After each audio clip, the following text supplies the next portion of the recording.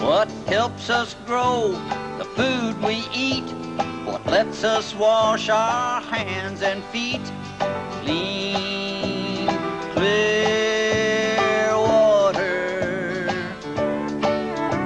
To swim or drink or plant a seed, the one thing that we really need is clean, clear water. Water, water, water, water, water. Without it, think how hot and dry and thirsty you would be.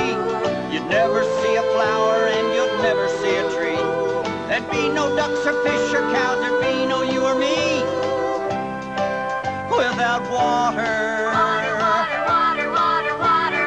Clean, clear water. Water, water, water, water, water. Yes, water means so much that we have got to use it carefully.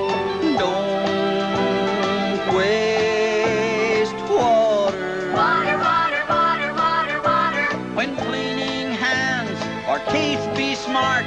Turn off that faucet, do your part. Don't waste water. Water, water, water, water, water. And if you got a drippy leak in your shower or your sink, tell your folks to get it fixed. Hey, people, stop and think. 'Cause once a drop goes down the drain, it's kinda hard to drain.